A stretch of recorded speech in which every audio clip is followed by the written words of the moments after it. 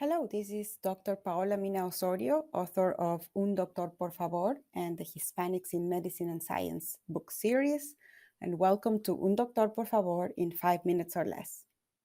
Today, we're going to learn about the terms Hispanic and Latino and when they started to be used in the US. The term Latino is shorthand for the Spanish word Latinoamericano, Latin American. The term Hispanic is typically associated to the use of the Spanish language. Believe it or not, the word Hispanic came into existence in the mid-1500s.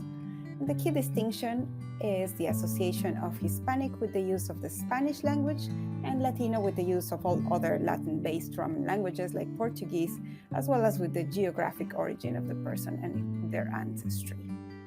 Only 20% of Hispanics use the controversial terms Hispanic or Latino, and the majority of them use the demonym corresponding to the country of origin, for example, Ecuadorian, Mexican, etc. Those who have a preference choose Hispanic, according to some surveys, which is the term introduced in the 70s by an advisory committee assembled by the Nixon administration to try and identify the best way to describe this population in order to appropriately quantify its needs. But when did Hispanics or Latinos come to the US, and when did we start counting? Since the passing of the 1965 Immigration and Nationality Act, approximately 59 million immigrants have come to the US. The first immigration waves in the mid-1800s brought approximately 14 million immigrants, almost all European. But then half of the immigrants coming to the country since 1965 have come from Latin America and 1/4 from Asia. As you can see in this graph, the first attempt to count Hispanics appeared as part of the race question, which had a category for Mexican in the 1930s, and the terminology of Central, South American, Puerto Rican, Cuban, Mexican, other Spanish was introduced in 1970. But the question on Hispanic origin was only included in long-term questionnaires sent to just a sample of the population. And it wasn't until 1976 that the US Congress passed the only law in this country's history that mandated the collection and analysis of data for a specific ethnic group, and they called it Americans of Spanish origin. A separate question about Hispanic origin was really not introduced until the 1980 census, and it was the 2000 census that first introduced the term Latino.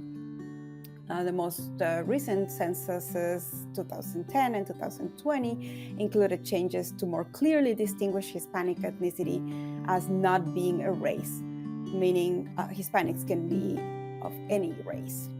But remember, the terms Hispanic, Latino, Latinx, Latina are just names that we use to describe the population and to determine how many of us are there in the US so that we can appropriately allocate resources. But words don't define us. We are united by our culture, our language, our ancestry. No matter where we come from, we are here together and we must help each other rise.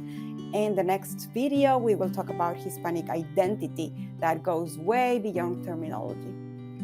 In a survey of thousands of Hispanics from several countries, half of the participants say that they had no preference between Hispanic or Latino.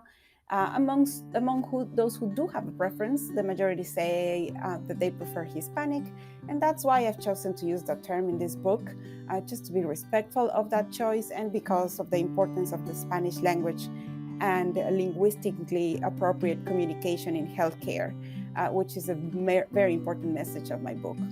However, I will occasionally use the term Latino to respect the choice of authors that prefer that word, or those of you readers who prefer that word. Our goal as a community is to remember that patients of all races and ethnicities, including Hispanic and Latino, need and deserve fair and appropriate healthcare.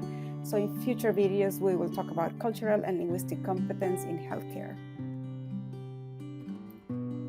Labels like Spanish or Hispanic or Latin come and go. Identity is something totally separate. What matters is who we are.